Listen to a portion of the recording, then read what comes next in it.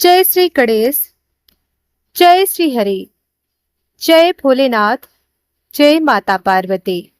नमस्कार मेरे प्यारे भक्तों, आप सभी का स्वागत है हमारे इस पवित्र चैनल भक्ति में, जहां हम हर दिन सुनते हैं भगवान की वो कथाएं जो आत्मा की शांति देती है और जीवन को प्रकाश से भर देती है। आज से आरंभ हो रहा है एक अद्भुत ही दिव्य, पवित्र और अलौकिक कथा, कार्तिक मास महात्म्य कथा स्कंद पुराण से। यह केवल एक कथा नहीं, बल्कि भगवान विष्णु, भगवान शिव और मां पार्वती द्वारा दिया गया मोक्ष का सीधा मार्ग है।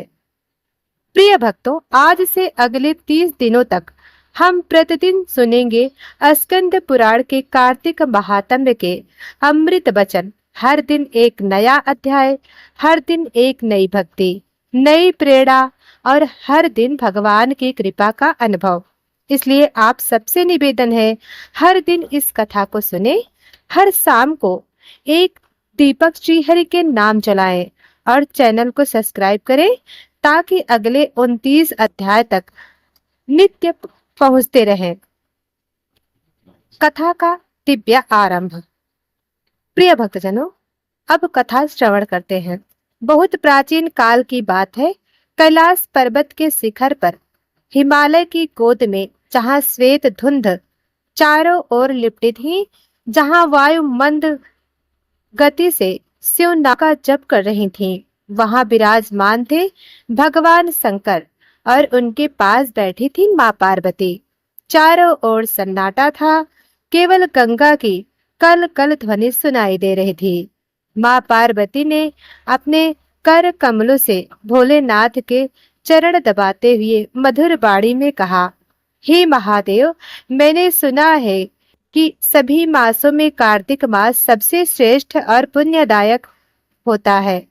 इस मास में जो स्नान, पूजन, व्रत और दीपदान करता है, वह भगवान विष्णु का परम प्रिय बन जाता है। परंतु हे नाथ, कृपया बताइए, ऐसा क्यों? आखिर इस मास में ऐसा कौन सा रहस्य छिपा है जिसके कारण देवता, ऋषि और साधक भी इसे पूज्य मानते हैं? भगवान शिव का उत्तर। भगवान भोलेनाथ मुस्कुराए और बोले। उनका मुखमंडल सौर मंडल समान तेजोमय हो उठा। उन्होंने माता पार्वती की ओर स्नेह से देखा और बोले, देवी, तुमने आज जो प्रश्न किया है, वह न केवल तुम्हारे लिए बल्कि संपूर्ण सृष्टि के लिए कल्याणकारी है। मैं तुम्हें वह रहस्य सुनाऊंगा जो देवताओं के लिए भी दुर्लभ है। सुनो, सभी 12 मासों में कार्तिक मास सबसे श्रेष्ठ है, सबसे पवित्र और सबसे दिव्य है। इस मास में स्वयं भगवान विष्णु अपने भक्तों के हृदय में निवास करते हैं। इस मास में किया गया हर शुभ कर्म अनंत गुना फल देता है और इस मास में जो व्यक्ति केवल एक दीपक भी भगवान के नाम जलाता है, वह करोड़ों पापों से मुक्त हो जाता है। माता पार्वती विस्मय हो उठी। उन्होंने पूछा, हे महादेव, क्या इतना महान फल केवल एक दीपक से प्राप्त होता है? महादेव बोले, हाँ देवी, कार्तिक मास में किया गया हर कार्य स्वयं ईश्वर की कृपा से सिद्ध होता है। जैसे सूर्य उदय होते ही अंधकार मिट जाता है, वैसे ही कार्तिक मास में किया गया एक दीपदान सारे पापों को जला देता है। हे पार्वती, इस मास में जो मनुष्य स्नान करता है, विशेषकर ब्रह्म मुहूर्त में, वह अपने शरीर, मन और आत्मा तीनों को पवित्र कर लेता है। स्नान के बाद जो व्यक्ति भगवान दामोदर श्री कृष्ण का पूजन करता है, वह विष्णु धाम को प्राप्त होता है। हे पार्वती, भगवान भोलेनाथ कहते हैं, हे पार्वती, इस मास को कार्तिक इसलिए कहा गया क्योंकि यह कार्तिकेय देव का भी प्रिय मास है। यह महीना देवताओं के उत्सव का काल है। इस दौरान देवगण पृथ्वी पर अवतरित होकर मानव के पुण्य कर्मों का साक्षी बनते हैं। इस मास में जो भक्त हर दिन दीपदान करता है वह देवताओं के समान तेजस्वी बन जाता है।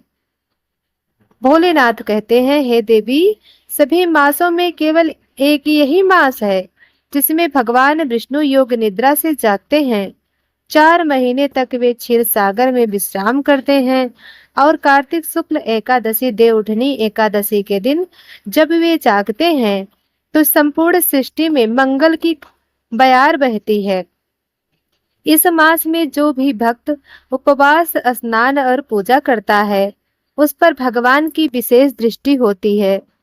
माँ पार्वती यह सुनकर आनंदित हो उठी।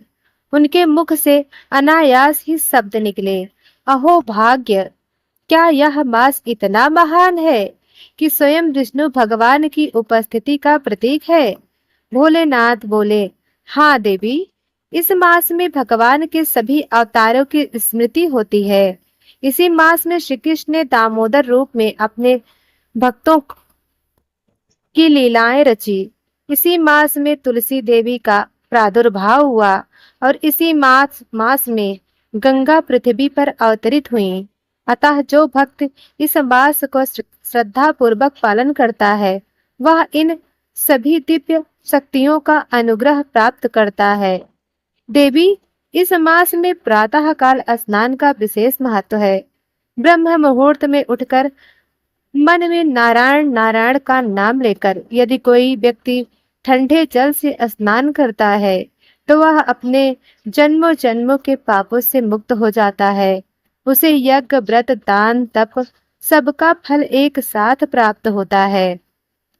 यह स्नान केवल शरीर को शुद्ध नहीं करता बल्कि आत्मा को भी निर्मल बना देता है।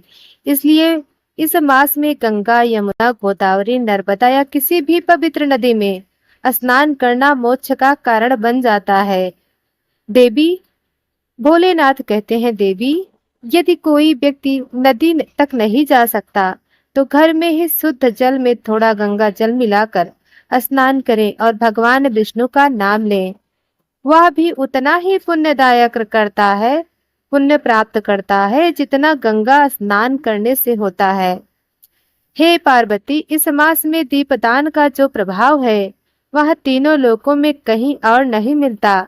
जो भक्त संध्या समय दीप जलाकर उसे भगवान के नाम अर्पित करता है उसकी आत्मा से अंधकार के सब बंधन में उसे भगवान के नाम से अर्पित करता है उसकी आत्मा से अंधकार के सब बंधन दूर हो जाते हैं।